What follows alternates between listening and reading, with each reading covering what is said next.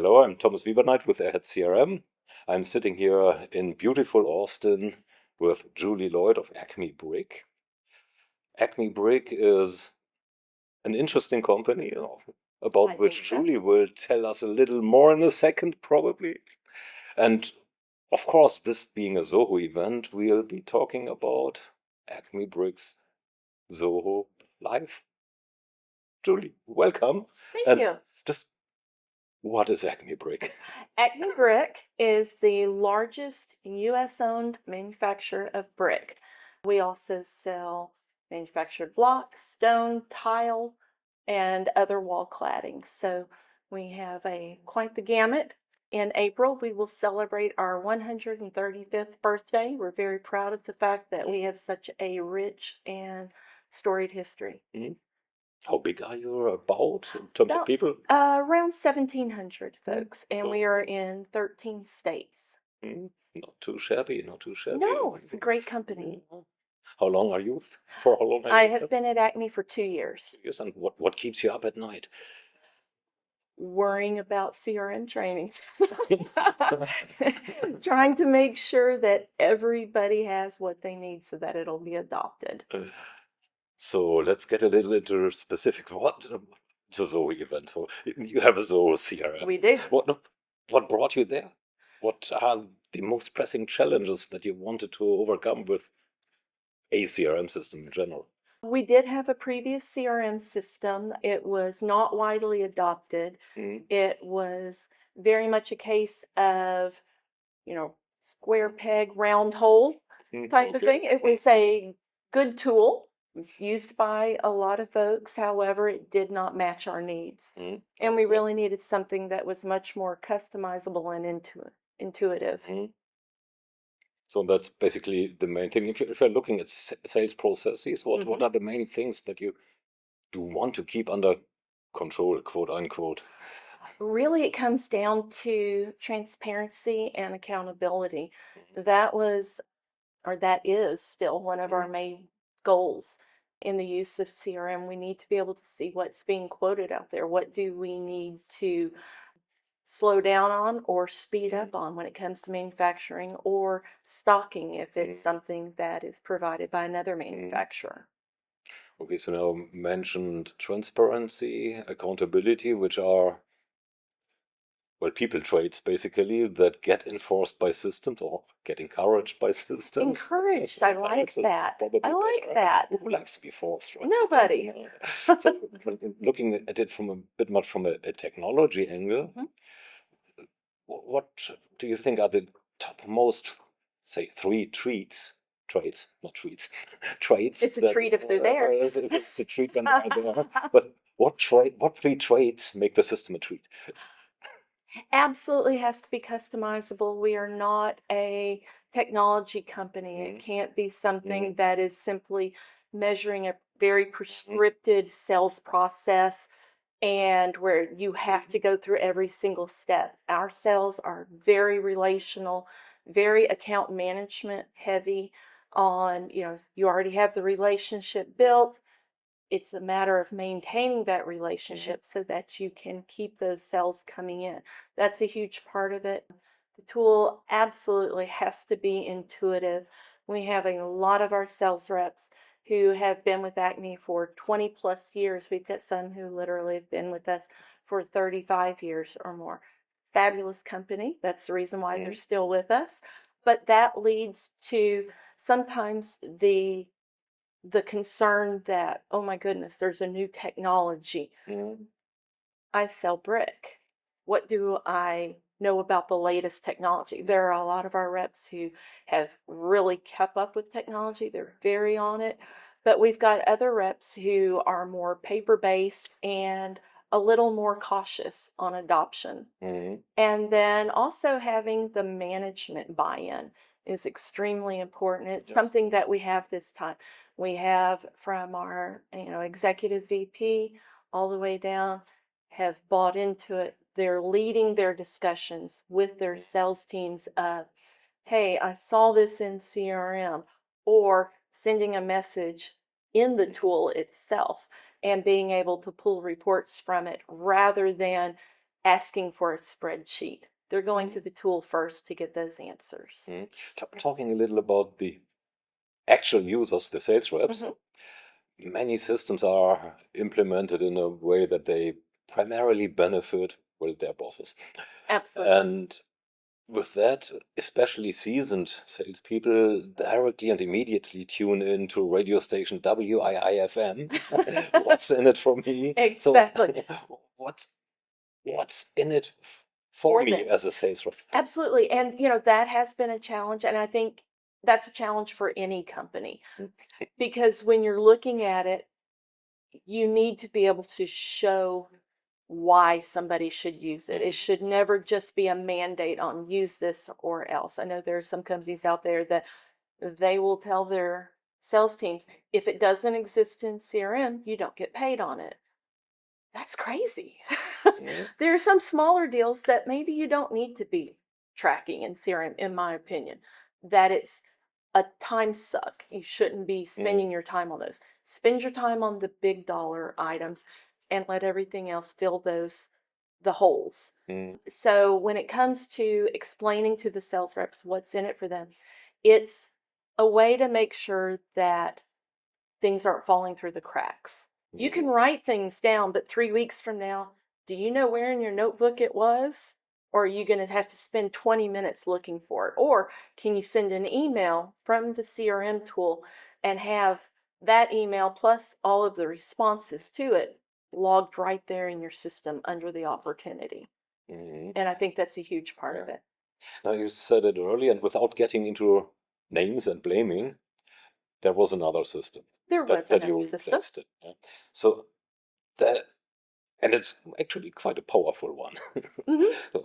Really, so why didn't that fulfill these needs that are actually, well, they're not rocket science. Yeah. What went wrong? CRM was a great idea for us to use, and it still is. The tool that we purchased to begin with was the wrong tool. Not all tools are created equally, and that's one of the challenges. What benefits us most may not benefit another customer of theirs. For us, our previous tool was a bit clunky and not customizable. It was very click heavy. So for a rep to get to the information they needed, whether it was inputting it or just trying to view it, they may have to hit click 27 times to get to that field. That's not tenable. You can't continue with that, especially we're already asking our reps to spend their precious time updating a system. I can't ask them to spend their time updating a system that is slow to manage. So it's got to be something that's easy to use.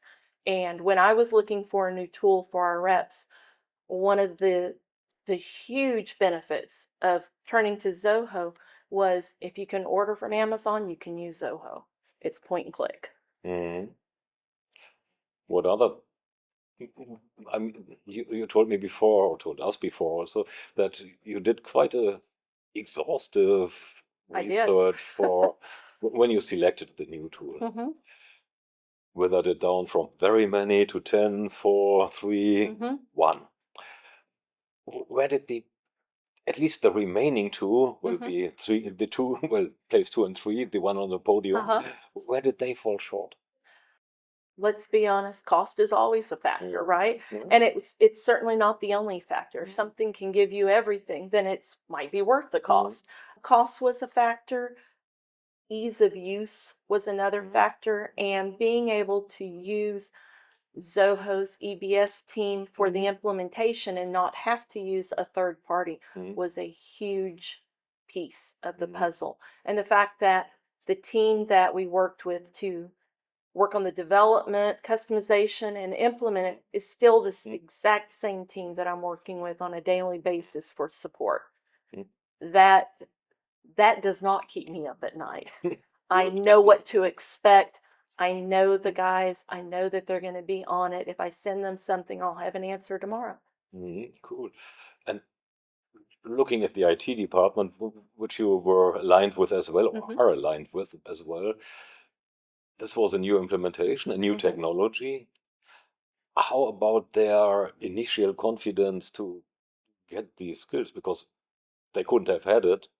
They didn't have Lacking. exactly. We've got a great IT staff. The IT manager and the business analyst from IT that I've partnered with on this are wonderful partners, very intelligent. They've both worked on a lot of software implementations, so that part was great. Obviously, we did not have experience with Zoho, and that's where having folks who are knowledgeable in IT and tools and what went wrong with the previous tool, which we had 3 different implementation partners, none of whom had skin in the game. That was huge for them to be able to see that they had a team that they could be confident in and that was going to respond quickly. I literally don't think we've heard the word no come from their mouth. It might be oh, we're in process of developing that, or great idea. Do you want to be our guinea pig? So that has been enormously helpful. But Did you say yes to that one? The guinea pig one? well, we are actually doing that right now with the Graph API integration for Outlook. And, we are very much a beta tester, but, it's rewarding in a respect that, yes, that portion is slower than we had anticipated because it's going through beta, but we know we're going to wind up with a product that's what we need and meets our needs because we're the ones helping them develop it. So that's been very good. So talking about Outlook, it looks like you're also a pretty heavy Microsoft user. I mean, the old Extremely. productivity suite is Absolutely. 80% on this planet are on Microsoft there. Right. What else did you integrate Zoho with? We use Outlook, Mhm. which we are in current process of testing, again, beta testing. And then we've got Power BI, we've got a lot of reporting structure that we're able to pull. And then also a lot of the permitting services, which is very specific to our industry, in particular for both commercial and residential builds. That was done by the implementation team or by your team internally? Yes, by both. Both. Absolutely. Okay. It's been a true partnership. Acknowledging that you are a business person and not a geek or a nerd, even more. I would love to be, though. Um, what was the integration experience? Did you hear many, let's say, sighs out of the IT department that, heck, this is more challenging than anticipated or No, different than it's thought of? been very much because they had that previous experience already under their belt, again, of 3 different partners, no true accountability. It was kind of a take it or leave it. Hey, we did this and bye. So this has been, again, a wonderful experience working with the exact same team. There hasn't been, let me say, we haven't been given any reason to doubt Zoho or the team and their commitment to not just implementing Zoho for their sake, but implementing it for our sake. They understand that because of our previous partner and that experience for our sales team, there's a bit of a bad taste in the mouth when it comes to CRM tools. We need this to go well. And they understand that, and they've really kind of rolled with the punches and helped us make it a better rollout. Which also should include, I guess it does, an information rollout so that you're becoming more self-sustainable and less dependent on Zoho On or them, the exactly. implementation partner. How does that work? Myself and the 2 IT folks are all admins.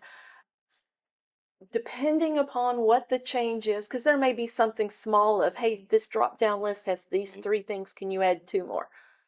The amazing thing is, I, as a sales program management person dealing with enablement, I can actually go in and do.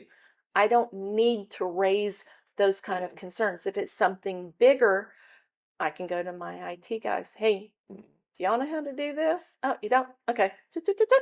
Send my other team, my EBS team, an email, and they're Johnny on the spot. They take care of it for me. And also are very good at training us and providing us with the tools we need so that it is becoming self-sustaining. Right now, it's very much a lot of information to be staring down the barrel of, and you're like, oh, where do I go? They have been great at training us, and I can say, okay, slow down. Show me frame by frame. I want to see every single click because that's how I learn. For the IT guys, they learn a little faster. They're picking up things a little quicker on the clicker because of that, because of their past experience with these tools. And the EBS team has been kind of able to tailor it to our individual needs. Now, it's a fairly young implementation. Extremely. Still, what will be the next things that you are taking up with or without Zoho?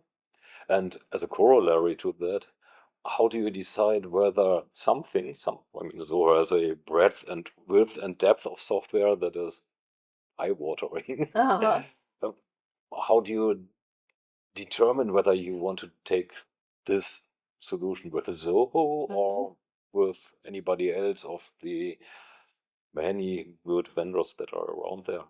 Again, because we've had such a positive experience, but we are so young in the usage of the tool. One of the things I say is, you crawl, walk, run. We're very much still in infancy. We're very much crawling. We've only had it up for about 2 or 3 months.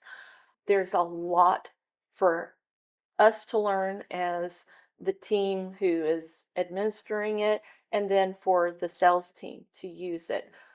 That said, we are looking at Zoho Marketing as a module to add as a complement to it. And the fact that we can take leads directly from our brick.com website and port that into CRM, the fact that everything talks is amazing and won't require additional implementation, whether it's time, dollars, what have you.